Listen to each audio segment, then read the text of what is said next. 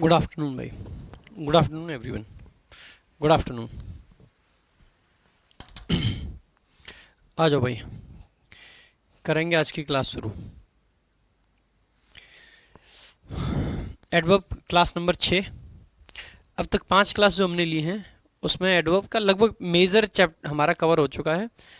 आज की जो क्लास है बेसिकली उसमें कुछ ऐसा पार्ट हम डिस्कस करने वाले हैं जो अक्सर करके बच्चों को कंफ्यूज करता रहता है। ठीक है, सो बहुत सारा कंफ्यूजन जहाँ पे स्टूडेंट्स को होता है वो वाला पार्ट हम लोग डिस्कस करेंगे आज की क्लास में। चलो भाई,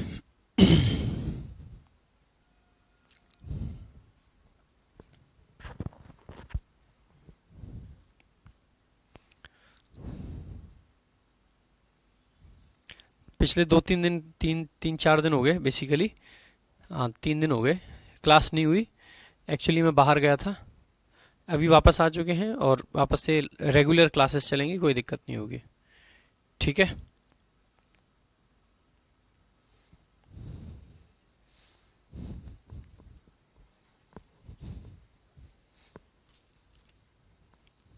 करें भाई शुरू।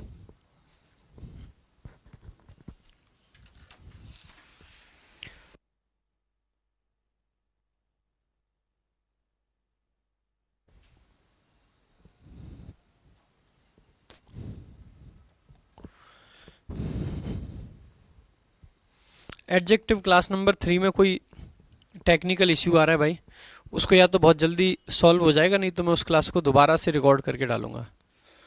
जिन बच्चों को एडजेक्टिव की क्लास नंबर 3 नहीं दिख पा रही है वो टेक्निकल ग्लिच है कोई, बट कई दिन से हम लोग ट्राई कर रहे हैं, हो नहीं पा रहा है अभी।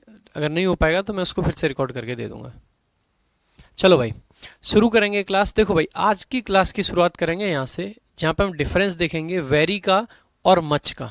ठीक है भाई, वेरी का और मच का डिफरेंस देखेंगे। मच के साथ में कभी कभी हम वेरी भी लगा देते हैं, यानी कि वेरी और वेरी मच का डिफरेंस हमें जानना है। ठीक है, वेरी और वेरी मच का डिफरेंस हमें जानना है, क्या अंतर है।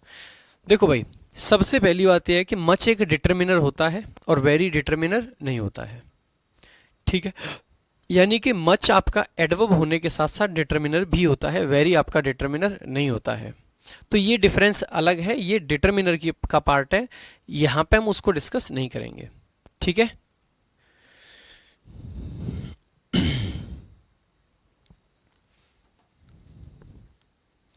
चलो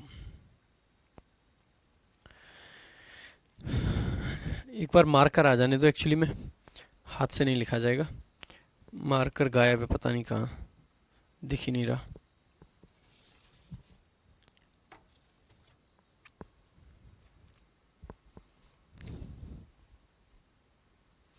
रूट वर्ड्स का पीडीएफ, 1 सेकंड का टाइम देंगे बस।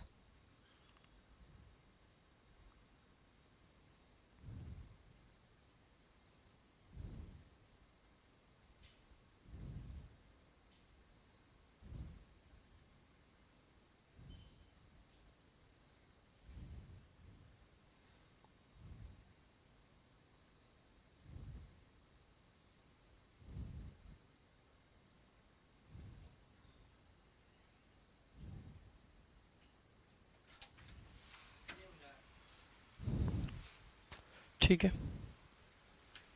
कर दे बंद। चलो कर दूंगा भाई अपलोड, जो रूट वर्ड वाली क्लास का पीडीएफ है वो अभी कर दूंगा। अब तक थोड़ा सा बिजी चल रहा था यार, एक्चुअली मैं टीम को बाहर लेके जाना था, लेके गया, अभी आ चुके हैं। देखो भाई, वेरी में और मच में डिफरेंस आपको देखना पड़ेगा और इस पर क्वेश्चंस आते रहते हैं एग्जाम में। सबसे पहला जो अंतर होता है ना भाई, सबसे पहला ही जो अंतर है वो ये है कि ये जो वेरी है वो आपका मुख्यतः एडवर्ब होता है। क्या होता है? एडवर्ब।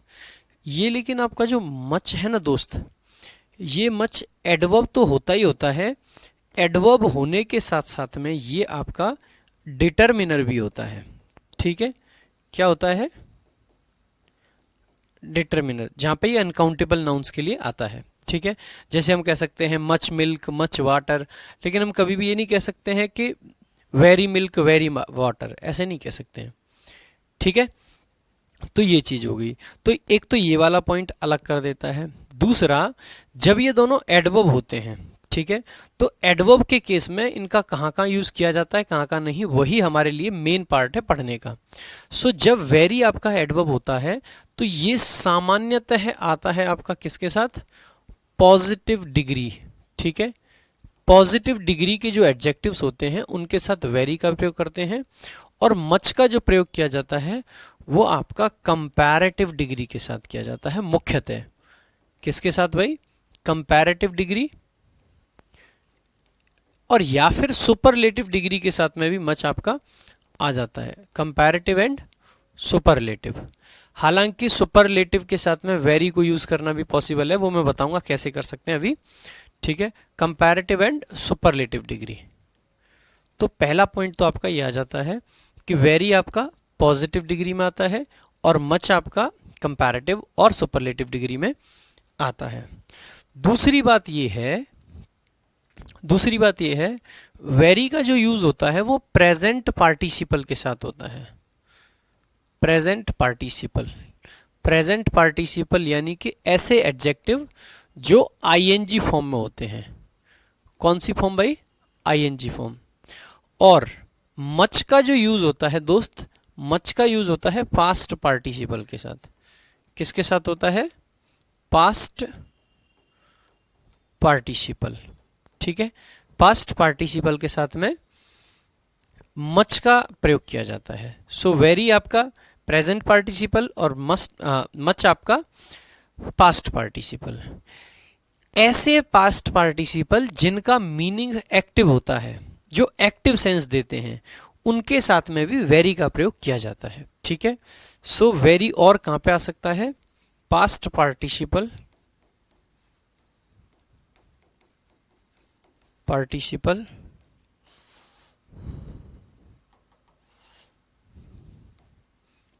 हैविंग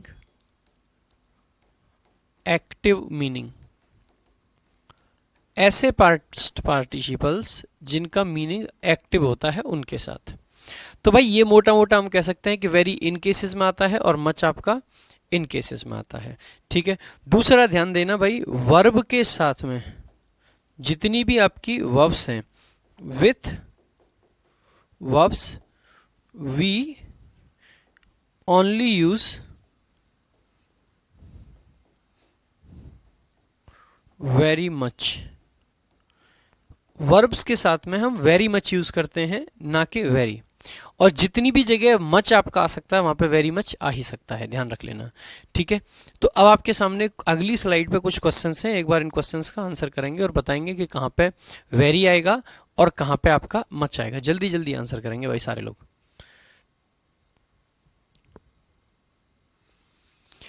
जल्दी जल्दी।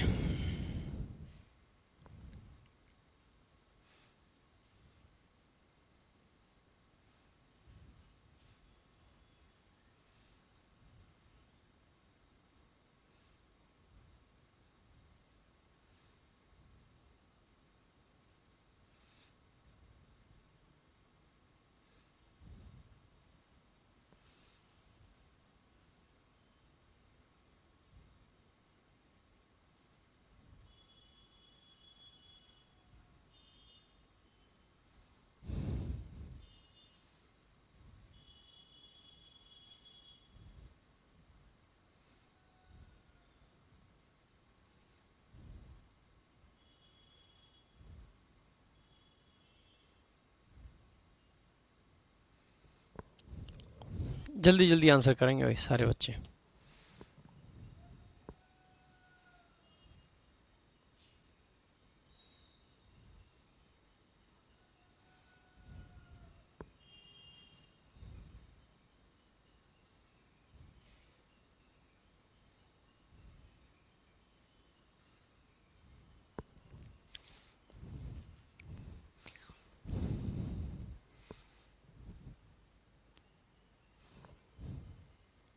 देखो भाई आ जाओ।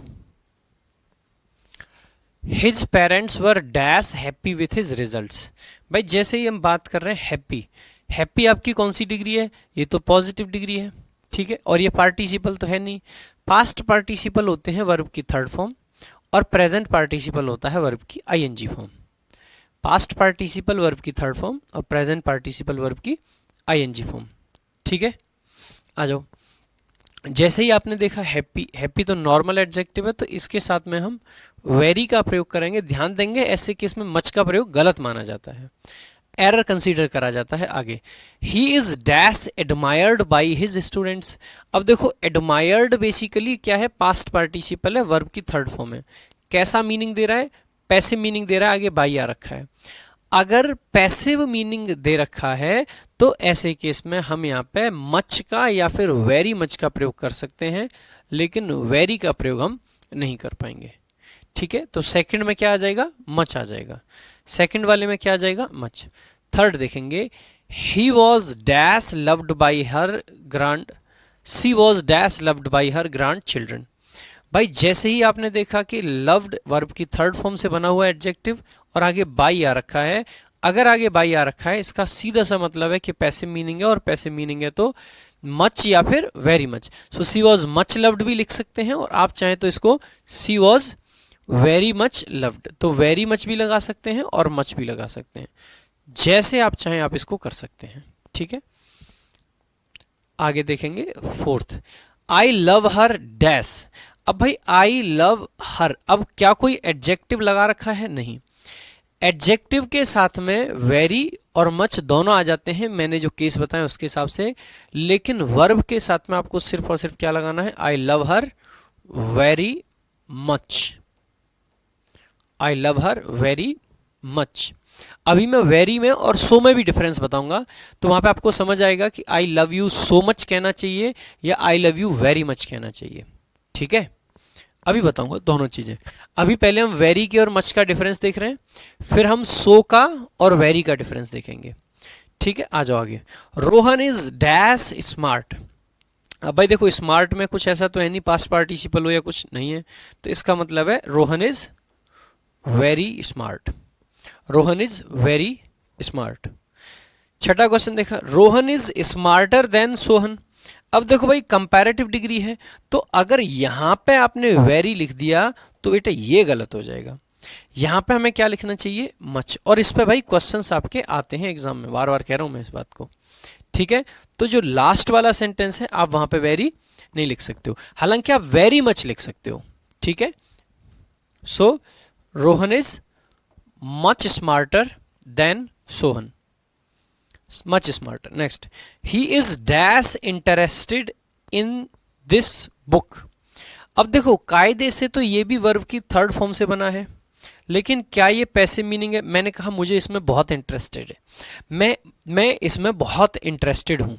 मैंने किताब उठाई यहाँ से, चलो किताब नहीं है यहाँ पे, लेकिन ये नोट्स पढ़े हैं कुछ, जैसे ईडियम्स फ्रेजेस की ये मैंने फाइल उठाई। मैंने कहा यार मैं इसमें ना बहुत इंटरेस्टेड हूँ। अगर मैं इंटरेस्टेड हूं तो क्या ये पैसिव मीनिंग है? नहीं, ये तो मेरी स्टेट है। अगर ये पैसिव मीनिंग नहीं है, अगर ये पैसिव मीनिंग नहीं है, इसका बहुत सिंपल सा मतलब है कि यहां पे आपको मच नहीं क्या लगाना है, very. So I am very interested in this book, I am very interested in this book. आप में से कई सारे बच्चों को इस वाले कॉन्सेप्ट में दिक्कत होगी, इसीलिए मैं चाहूंगा कि मैं इसके कुछ एक दो एग्जाम्पल्स आपको और करा देता हूं। ठीक है, देखेंगे पहला एग्जाम्पल, मतलब पहला नहीं, दरअसल कुछ एग्जाम्पल तो मैं पिछले पेज पर करा के आया हूं, 7 करा दिए थे, 8वां एग्जाम्पल। ठीक है, इट वॉज अ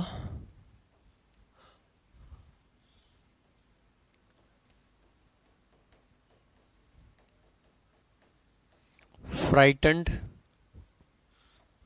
एनिमल। और एक मैंने लिखा number 9, he was dash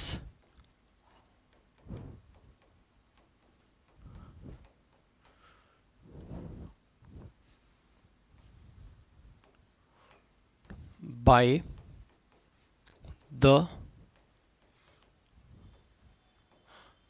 animal।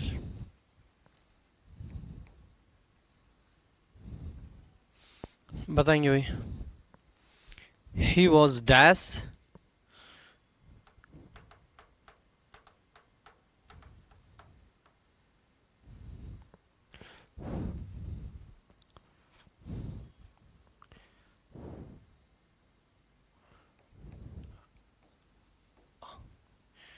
या फिर मैंने लिखा सी लुक्ड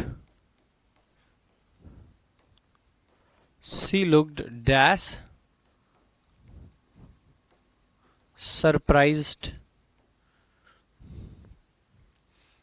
और एक मैंने लिखा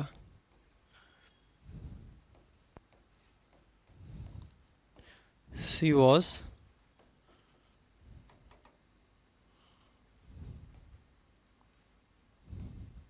dash surprised bye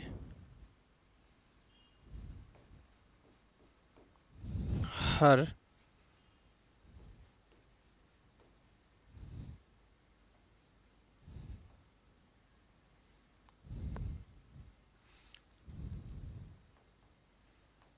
bye his absence.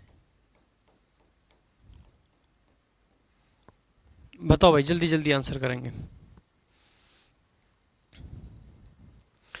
एक एग्जांपल और लिख देता हूँ, 12। इस पे भी क्वेश्चन आ सकता है कभी। He is dash known for his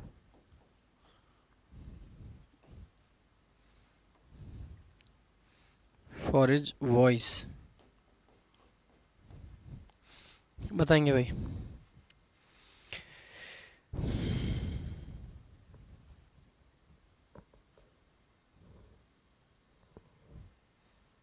देखो, आ जाते हैं एक बार। पहला सेंटेंस हमने देखा, it was a dash frightened animal. भाई देखो, यहाँ पे एनिमल के बारे में बताया जा रहा है, क्या यहाँ पे कोई पैसिव मीनिंग आ रहा है? सो आप सभी का आंसर होगा कि जी नहीं, यहाँ पे कोई पैसिव मीनिंग नहीं है। अगर कोई पैसिव मीनिंग नहीं है, so it was a very frightened animal. और अगर फ्राइटनिंग होता तो भी आपका क्या होता?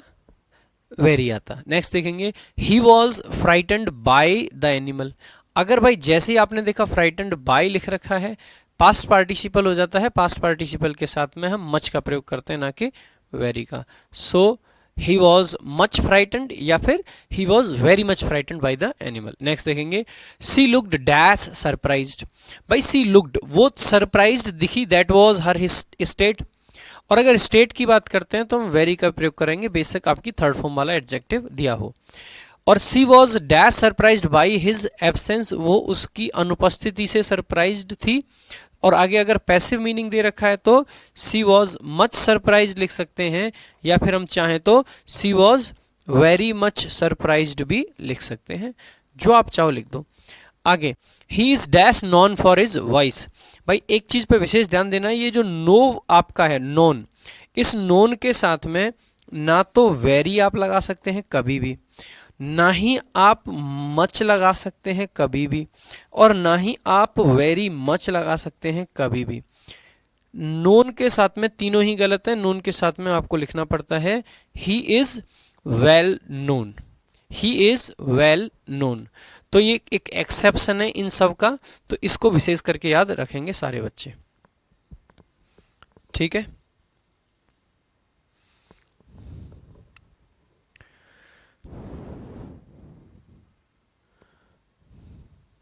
और जहां पे भी मच आप लगा पा रहे हैं वहां पे हर जगह वेरी मच एकदम पॉसिबल है, कोई दिक्कत नहीं है।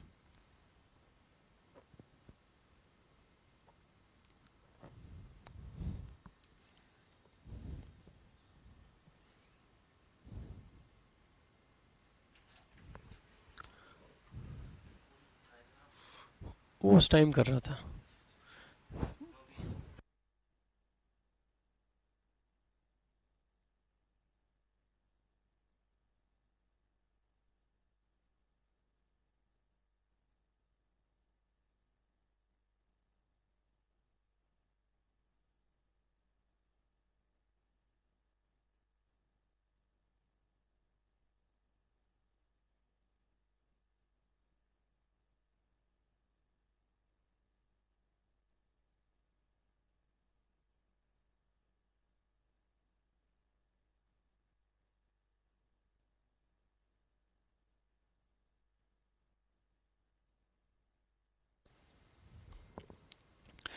अनिर्बन रॉय। बेटा पार्टिसिपल का मतलब होता है वर्ब की एक ऐसी फॉर्म जो एडजेक्टिव के तरीके से काम करे। ठीक है, पार्टिसिपल दो तरीके के हो सकते हैं आपके। एक होते हैं प्रेजेंट पार्टिसिपल, जब भी आपकी लाइक वर्ब की आईएनजी फॉर्म आती है, एडजेक्टिव के तरीके से काम करती है, तो वही आपका प्रेजेंट पार्टिसिपल है। और जब भी वर्ब की थर्ड फॉर्म आती है, एडजेक्टिव के तरीके से काम करती है, तो वही आपका पास्ट पार्टिसिपल है। पास्ट पार्टिसिपल सामान्यतः पैसिव मीनिंग देता है और प्रेजेंट पार्टिसिपल सामान्यतः एक्टिव मीनिंग देता है। प्रेजेंट पार्टिसिपल के साथ सामान्यतः वेरी का प्रयोग होता है और पास्ट पार्टिसिपल के साथ सामान्यतः मच का प्रयोग होता है। ठीक है, तो ये चीजें हैं भाई।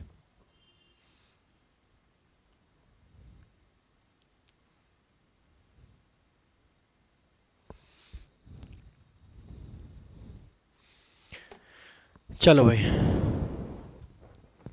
बेटा इन एग्जाम्पल्स को अब हिंदी मीडियम में लिखूं? वाह, अरे वाह बेटा, इनको हिंदी मीडियम में लिखूंगा शैलेंद्र यादव कि हिंदी मीडियम में लिखा करो।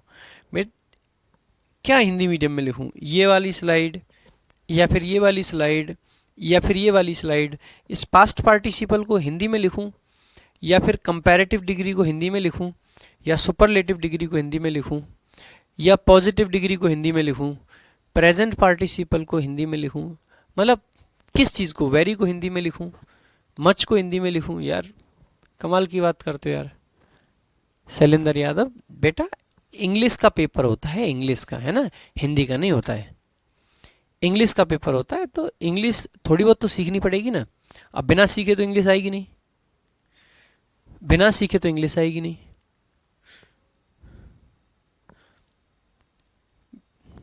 ठीक है, हर चीज़ को मतलब अपने आप के लिए ना बहाने मत ढूंढा करो, कोशिश किया करो सीखने की, हमेशा कोशिश किया करो सीखने की। और मैं जब वैलिड क्वेश्चन आता है मैं सारे क्वेश्चन बताता हूँ लोगों के। किसी ने पूछा है कि पार्टिसिपल क्या होते हैं, तो मैंने समझा दिया पार्टिसिपल क्या होते हैं। ठीक है, एक बार 8 नंबर और 10 नंबर को कुछ बच्चे पूछ रहे हैं। देखो भाई, जैसे ये फ्राइटन्ड लिखा है, अब देखो ये एनिमल की स्टेट है, क्या यहाँ पर पैसिव मीनिंग है? क्या मैं ये कह रहा हूँ कि एनिमल को किसी के द्वारा डराया गया? नहीं, मैंने कहा कि एनिमल जो था वो डरा हुआ था। मैंने कहा कि एनिमल जो था वो डरा हुआ था। अगर डरा हुआ था तो ये तो एक्टिव मीनिंग है, किसी के द्वारा उसको डराया गया है, ऐसी तो मैंने बात नहीं करी ना। अगर ऐसी बात नहीं की तो ये ऐसे पास्ट पार्टिसिपल जो एक्टिव मीनिंग देते हैं उनके साथ में भी हम वेरी का प्रयोग करते हैं। ऐसे ही 10 नंबर में सी लुक्ड सरप्राइज्ड, वो मुझे सरप्राइज्ड दिखी। अब मैंने ये नहीं कहा कि किसी ने उसको सरप्राइज किया था, क्या मैंने ये कहा? नहीं। अगर मैंने ये नहीं कहा तो ये तो एक्टिव मीनिंग है, और अगर ये एक्टिव मीनिंग है तो इसका मतलब है इसके साथ में हम वेरी का प्रयोग करेंगे। लेकिन अगर यहीं पे आप 9 नंबर और 11 नंबर को कंपेयर करोगे तो हमने लिखा he was frightened by the animal, animal ने उसको डरा दिया, वो डरा हुआ था, सही बात है। लेकिन अब की बार हम बता रहे हैं कि वो किसी और के द्वारा डराया हुआ था, वो खुद से नहीं डरा हुआ था। एक एनिमल ने, एक जानवर ने उसको डराया था।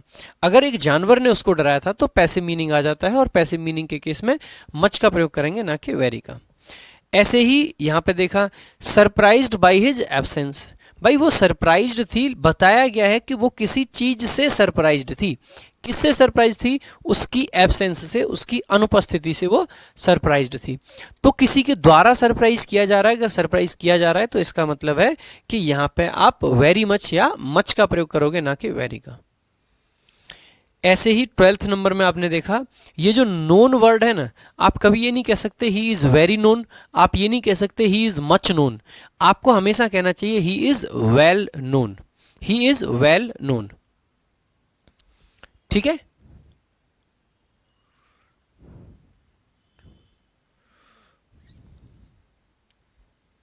नेक्स्ट चलेंगे आगे भाई। इसके बाद में भाई जो पार्ट आपका आता है वो आता है सो का वर्सेस वेरी का। भाई दोनों का मीनिंग कहीं ना कहीं बहुत होता है। जैसे अगर मैं कहता हूं आई एम सो हैप्पी, मैं बहुत खुश हूं। आई एम वेरी हैप्पी, मैं बहुत खुश हूं। दोनों का मतलब सेम होता है। सो भी कहीं ना कहीं बहुत का सेंस देता है और वेरी भी बहुत का सेंस देता है, ठीक है। लेकिन अगर हमें देखना हो इन दोनों का डिफरेंस तो एक बार देख लेते हैं भाई। देखो भाई, सबसे पहले वेरी लिखेंगे। वेरी को कहाँ कहाँ यूज करते हैं हम अभी देखते हुए आ रहे हैं कि वेरी को हम यूज करते हैं प्रेजेंट पार्टिसिपल के साथ, नॉर्मल एडजेक्टिव्स के साथ, और उसके अलावा ऐसे पास्ट पार्टिसिपल जो एक्टिव मीनिंग में यूज होते हैं वहां पे, ठीक है। ये हो गया। सो हम कह सकते हैं सबसे पहले पॉजिटिव डिग्री के साथ,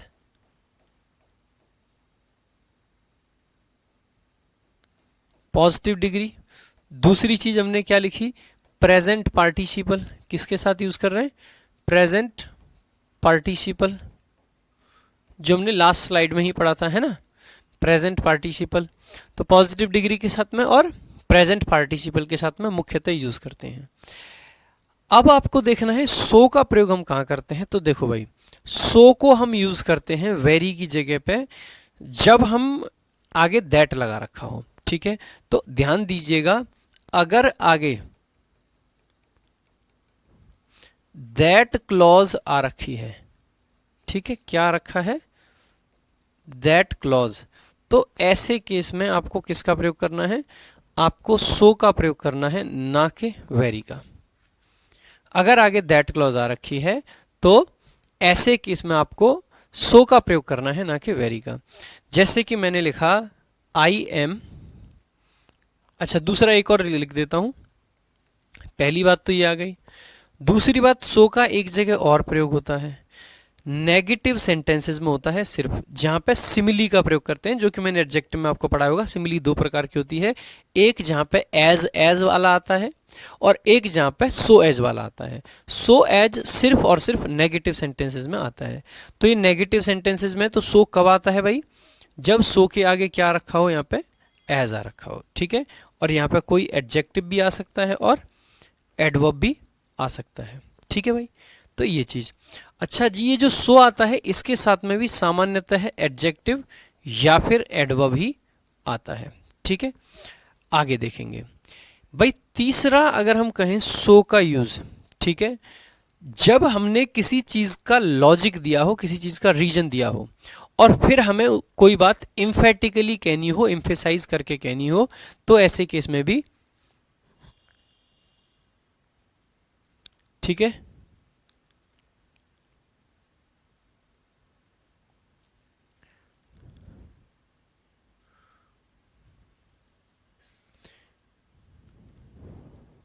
ऋषभ श्रीवास्तव भाई, क्या कहना चाहते हो, समझ नहीं पाया मैं आपकी बात।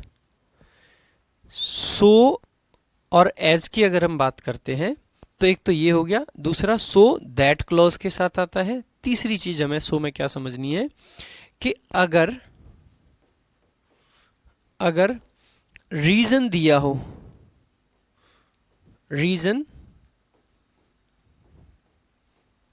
दिया हो किसी बात का,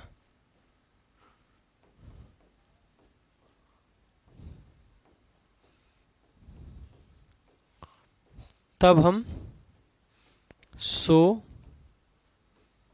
का प्रयोग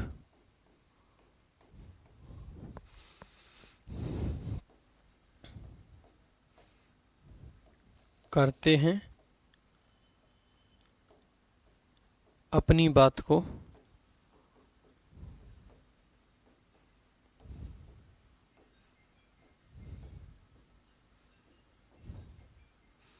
एम्फेटिकली कहने के लिए।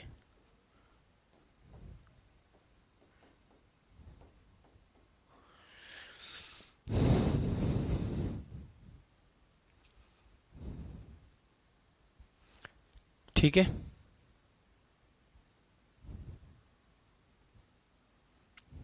आ जाओ भाई। जो इंग्लिश में लिखना चाहते हैं बच्चे वो ऐसे करके लिख लेंगे, if some reason, some reason is given, we can use so to say something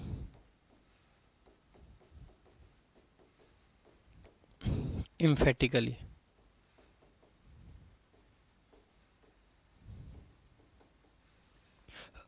आ जाओ,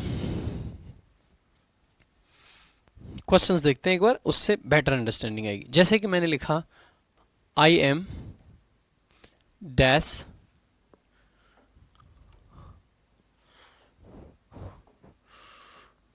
पहला क्वेश्चन मैंने लिखा आई एम डैश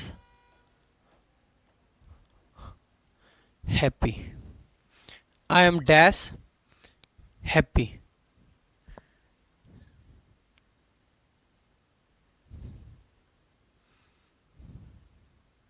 बेटा जितेंद्र करा रहे हैं सारे, चिंता मत करो, हर चीज कर रहे हैं।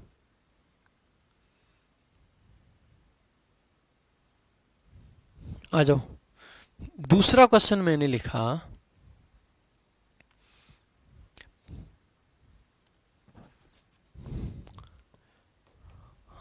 आई am dash happy that my son cleared the exam. मैं बहुत खुश हूं क्योंकि मेरे बेटे ने एग्जाम क्लियर कर दिया। ठीक है,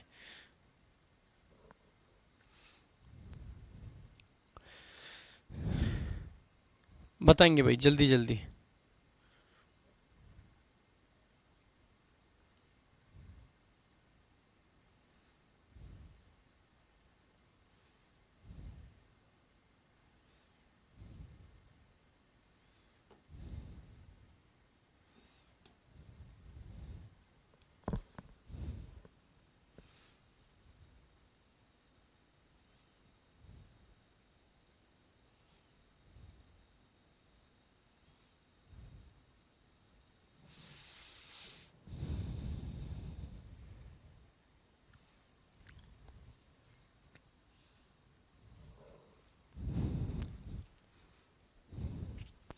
देखो भाई, पहले में जैसे हमने देखा नॉर्मल यूज है, अगर नॉर्मल यूज है तो हम ऐसे केस में क्या करते हैं, वेरी का प्रयोग करते हैं। दूसरे में हमने देखा I am dash happy that my son cleared the exam.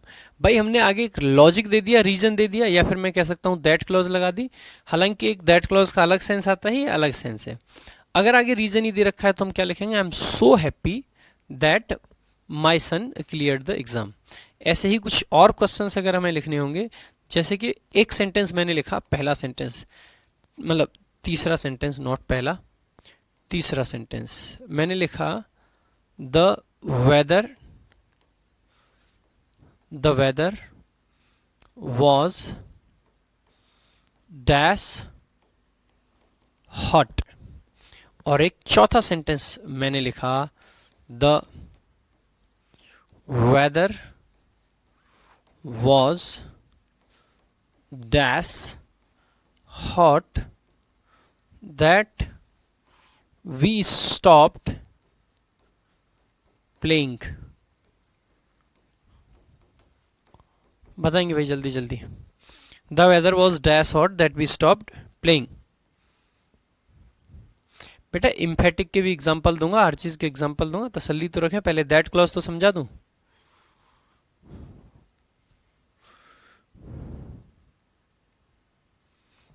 आगे पांचवा एग्जाम्पल,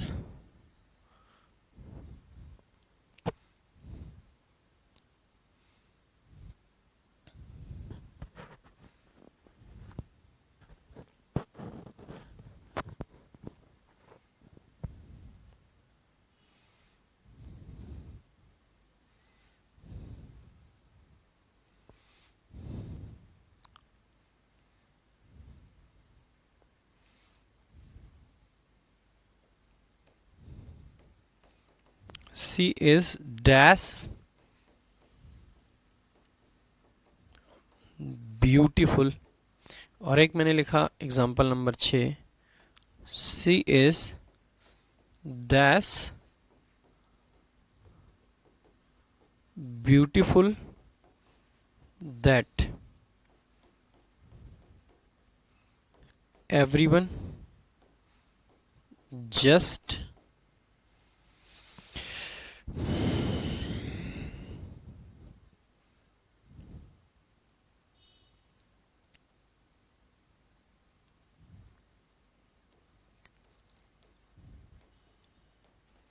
admires her।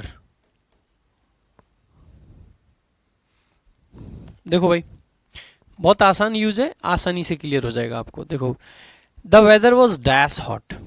भाई किसी के, हमने कहा कि वेदर बहुत गर्म था, क्या हमने उसका कोई रीजन दिया? कुछ भी नहीं। अगर नहीं दिया है तो the weather was very hot. भाई पॉजिटिव डिग्री है, पॉजिटिव डिग्री के साथ वेरी आ जाता है। ठीक है,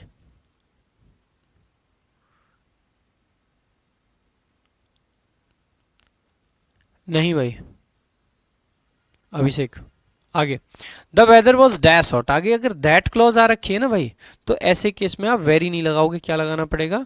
सो आपको लगाना पड़ेगा। The weather was so hot that we stopped playing. आगे देखा, she is dash beautiful, she is very beautiful. आगे, she is dash beautiful that everyone just admires her. वह इतनी सुंदर है कि सब उसको एडमायर करते हैं, तो सी इज सो ब्यूटिफुल। तो भाई देखो, आप इसको या तो दैट क्लॉज देख सकते हो, या फिर आप देख सकते हो कि सो के बाद में जब दैट क्लॉज आती है तो वो दो काम कर सकती है। एक, इस सो का रीजन बता सकती है, मतलब इस हैप्पी होने का रीजन बता सकती है कि मैं क्यों खुश हूं, क्योंकि मेरे बच्चे ने एग्जाम क्लियर कर दिया। दूसरी बात, सो हॉट, गर्मी इतनी थी कि उसका रिजल्ट क्या हुआ कि खेलना बंद कर दिया, तो रिजल्ट भी बता सकती है और रीजन भी बता सकता है। तो सो दैट दोनों काम कर सकता है, रिजल्ट और रीजन दोनों चीजें बता सकता है, रिजल्ट और रीजन दोनों चीजें बता सकता है। ठीक है, आगे देखेंगे भाई, कुछ और क्वेश्चंस ऐसे ही देखते हैं। देखो भाई, मैंने लिखा यू आर डैश लेट, और एक मैंने लिखा you are dash late that you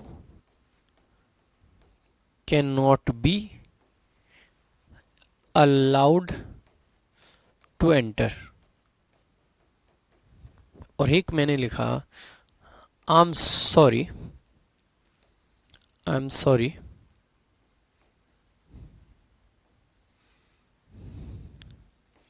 sorry I am dash late.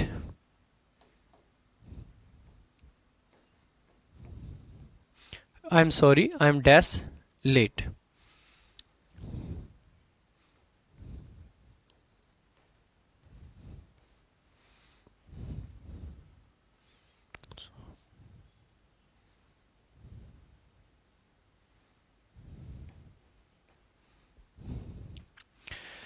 बताएंगे भाई जल्दी जल्दी।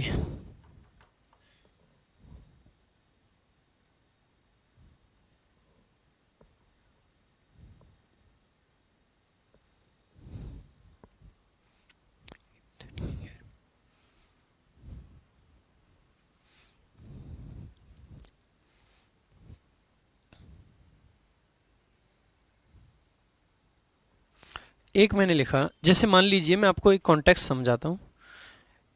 मैं अभी हम घूमने गए कनाताल, ठीक है, और वहाँ पे बहुत ठंड थी। अब मैं वो चीज़ आपको बताना चाह रहा हूँ। मैंने बताया it was dash hot in Kanatal, hot नहीं, कोल्ड, सॉरी, नॉट हॉट। 11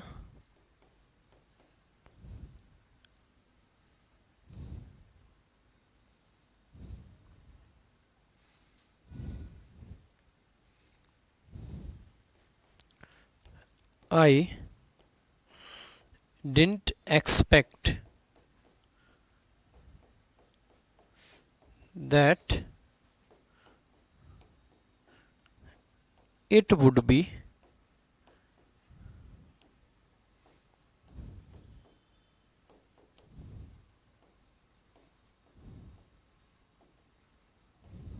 देखो भाई, सो का और वेरी का एक और डिफरेंस होता है, उसको भी देखेंगे।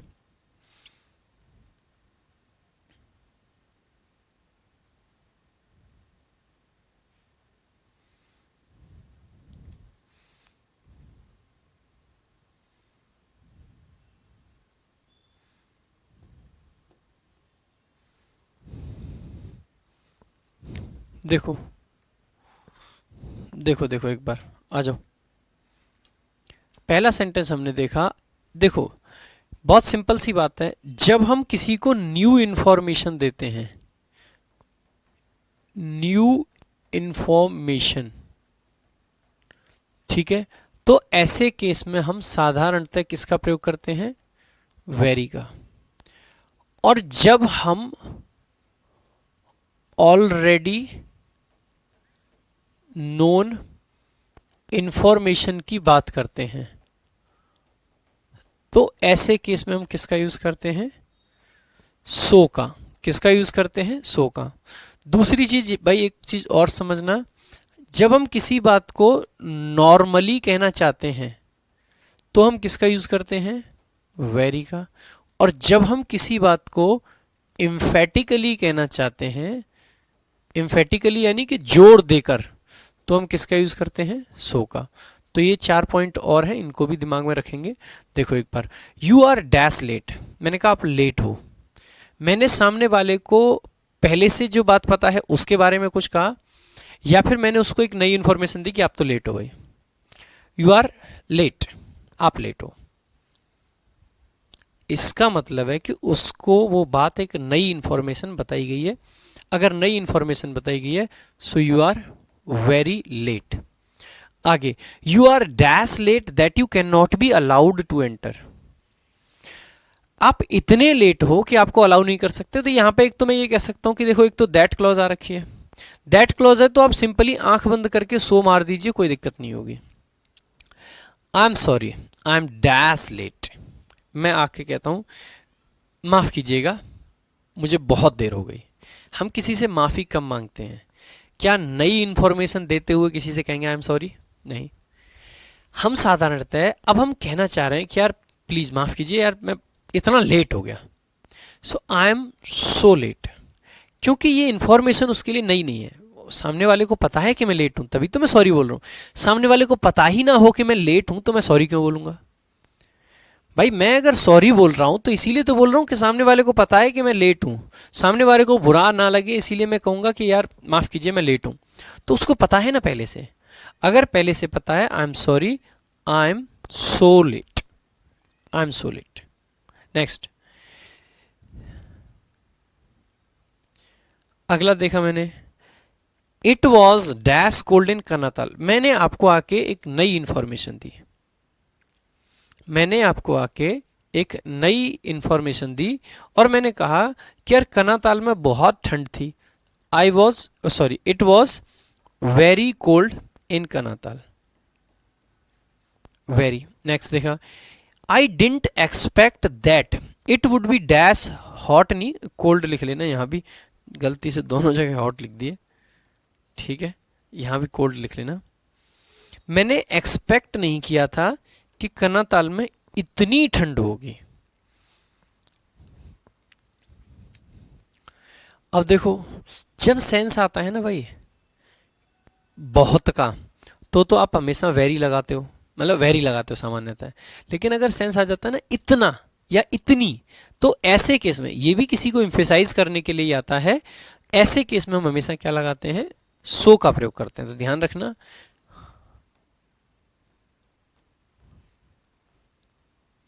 बहुत के सेंस में वेरी आ सकता है, मच आ सकता है और सो आ सकता है। लेकिन अगर सेंस आता है ना इतना, तो ऐसे केस में आप हमेशा किसका प्रयोग करोगे? सो का प्रयोग करोगे। मैंने कहा मैंने एक्सपेक्ट नहीं किया था कि कर्नाताल में इतनी ठंड होगी। इतनी ठंड होगी यानी कि बहुत सिंपल सा मीनिंग है, तो आपको क्या लगाना पड़ेगा? सो लगाना पड़ेगा। I did not expect it would be so cold in Kanatal, ठीक है। तो भाई इस तरीके से आप कह सकते हैं। तो ध्यान दीजिएगा, अगर हमने पहले से ही कोई इंफॉर्मेशन दे रखी है तो भी हम किसका प्रयोग करते हैं, सो का। अगर हमने जस्ट नई इंफॉर्मेशन दी है तो वेरी। दोबारा से समझेंगे, अगर हम पहले कोई इंफॉर्मेशन दे चुके हैं तो सो का प्रयोग करेंगे। जब हम कोई नई इंफॉर्मेशन देते हैं तो फिर हम किसका प्रयोग करेंगे, वेरी का।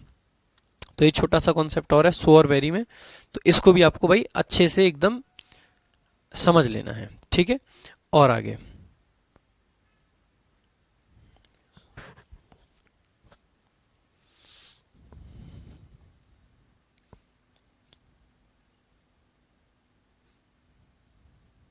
जैसे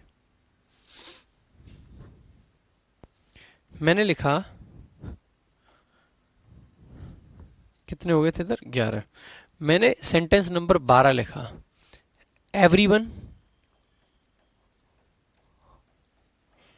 likes her, everyone likes her, she is dash beautiful.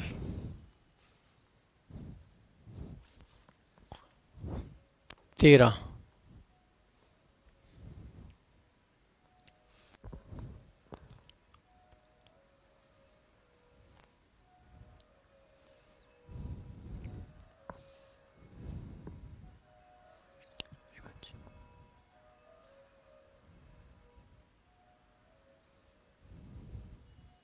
देखेंगे भाई, इसमें बताएंगे पहले एवरीवन लाइक्स हर, सब उसको पसंद करते हैं। सी इज डैश ब्यूटीफुल। देखो अगर सब पसंद कर रहे हैं तो हम आगे बात को एक तो ये कह सकता हूँ कि इम्फेसाइज करके कह रहे होंगे, इम्फेटिकली। दूसरा हम ये भी कह सकते हैं क्योंकि आगे बता रखा है, कुछ बात पहले से बता दी गई है और कुछ इंफॉर्मेशन अगर पहले से दी गई है तो भी ऐसे केस में हम किसका प्रयोग करते हैं, सो का। किसका प्रयोग होता है भाई, सो का। नई इंफॉर्मेशन के लिए हम सामान्यतः वेरी लगाते हैं, अदरवाइज हम सो लगाते हैं, ठीक है। नई इंफॉर्मेशन वेरी के साथ, और जो पहले से इंफॉर्मेशन है या जहां पे हमें एम्फेसाइज करने की जरूरत पड़ रही है, जैसे कि देखो भाई बहुत सिंपल सिंपल बात है, मैंने कहा कि यार मुझे आप बहुत पसंद हो। एक सेकंड,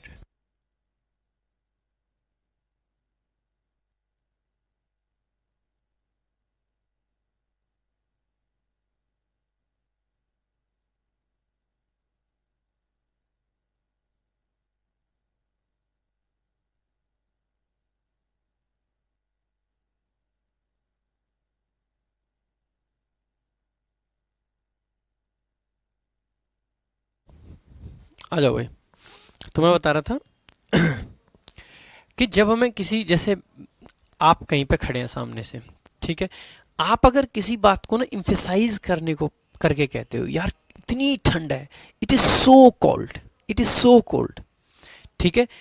और जैसे कि मान लीजिए आपको किसी से नॉर्मली कुछ कहना है, ठीक है, मैंने कहा कि यार मुझे ये बहुत पसंद है। जैसे मैंने कहा कि ये जो मेरी की रिंग में कान्हा जी हैं, मुझे ये बहुत पसंद है, तो मैं कह सकता हूँ आई लाइक दिस की रिंग सो मच या वेरी मच, दोनों चल जाते हैं। क्यों चल जाते हैं दोनों, क्योंकि अगर मैं इसको नॉर्मली कहना चाहता हूँ कि देखो बहुत पसंद है, I like it very much, मुझे बहुत पसंद है, ठीक है। और अगर मैं इसी बात को बहुत जोर दे के कहना चाहता हूँ, एम्फेसाइज करके कहना चाहता हूँ, तो मैं कहूँगा I like it so much, बहुत पसंद है, ठीक है। सो का और वेरी का ये डिफरेंस रहता ही रहता है भाई। कि जैसे कि मान लीजिए मैंने लिखा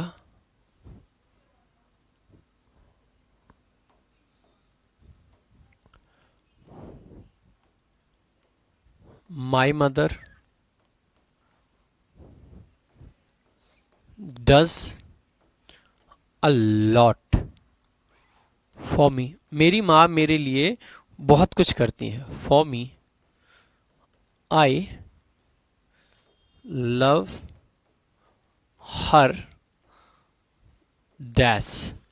बताएंगे भाई सो मच आएगा या वेरी मच आएगा, I love her dash much, so much या फिर वेरी मच, बताएंगे भाई जल्दी जल्दी। 14वां।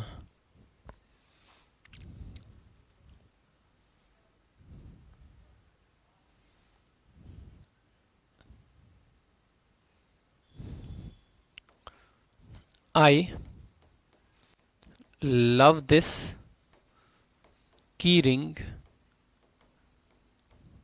डैश मच, या आई लाइक लिख लो और बेहतर रहेगा। देखो भाई, जैसे जब हमने देखा कौन सा वाला क्वेश्चन आपका, क्वेश्चन नंबर 13, वहां पे मैंने एक रीजन दिया है कि मेरी माँ मेरे लिए बहुत कुछ करती है, my mother does a lot for me. अगर एक रीजन देने के बाद में मुझे लिखना है तो ऐसे केस में मैं क्या लिखूंगा, I love her so much, I love her so much. यहां पे मैंने कोई रीजन नहीं दिया, एक नॉर्मली बात कही है, I like this keyring very much. क्या लिखना पड़ेगा भाई, वेरी मच। तो सो मच हम वहां लगाते हैं जहां हम बातों को इम्फेटिकली कहते हैं, और जब हम पहले कुछ मेंशन कर चुके हैं वो बात अगर हम कह रहे हैं तो हम सो का प्रयोग करते हैं, और वेरी आपका नॉर्मली आता है। जैसे कि मैं, जैसे कि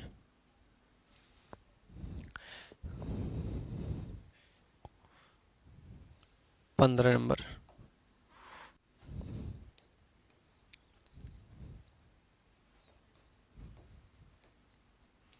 आई एम डैश टायर्ड, मैं बहुत थका हुआ हूं। 16वां, I have been working, I have been working since morning, now I have been working since morning. Now I am dash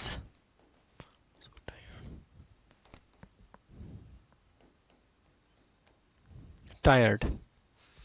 I am working dash morning. Now I am dash tired. देखो भाई, जब हम 15 की बात करते हैं, मैंने कहा मैं बहुत थका हुआ हूं, नॉर्मल सेंटेंस है, कोई जोर नहीं दिया, कोई एम्फेसाइज नहीं किया, so I am very tired, I am very tired. जब हम बात करते हैं तो 16th में क्या आ जाएगा, सो।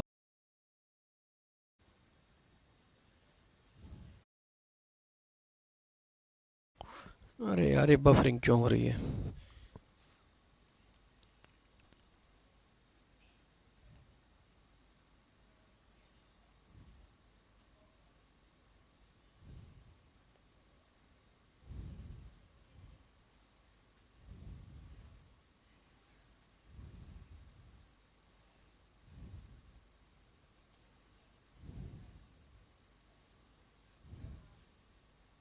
क्लास में ही पूछो डाउट। सदानंद,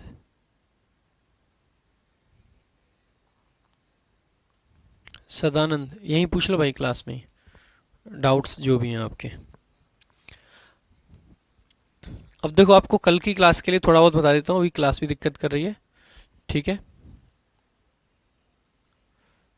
तो कल की क्लास में क्या क्या मैं डिस्कस करने वाला हूँ, देखो पहले हम सो का और सच का डिफरेंस देखेंगे, उसके बाद में हम सो का टू का अंतर देखेंगे, उसके बाद में हम टू का और ऑल्सो का और एज वेल का अंतर देखेंगे, ठीक है।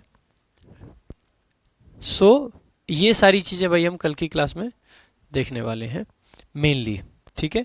और जो भी छोटे मोटे और कॉन्सेप्ट बचे हैं उनको देखेंगे, ठीक है।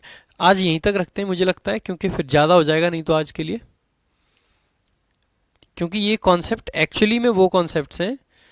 इसके अलावा भाई हमें अभी जो और चीज़ें भी देखनी है थोड़ी सी, वो है एक रैदर के बारे में हमें और जानकारी लेनी है, ठीक है। और उसके अलावा हमें क्वाइट के बारे में पढ़ना है, क्वाइट के बारे में और भी जानकारी लेनी है। तो रैदर हो गया, क्वाइट हो गया, इनके बारे में भी हमें पढ़ना है। सो मुझे लगता है कल की पूरी क्लास अभी लग जाएगी, तो कल मोस्ट प्रोबेबली एडवर्ब आपका ख़त्म हो जाएगा, परसों से फिर हम लोग आगे की चीज़ें कर पाएंगे, ठीक है। परसों से फिर हम आगे की चीज़ें कर पाएंगे, मतलब प्रैक्टिस करेंगे परसों। उसके बाद में एक क्लास और प्रैक्टिस की रख लेंगे, 2 क्लास प्रैक्टिस की रख लेंगे, और उसके बाद फिर हम बढ़ते हुए नेक्स्ट चैप्टर की तरफ चले जाएंगे। तो अभी के लिए सिर्फ इतना ही रखेंगे, बाकी मिलेंगे कल की क्लास में। Thank you so much. जय हिंद, जय भारत।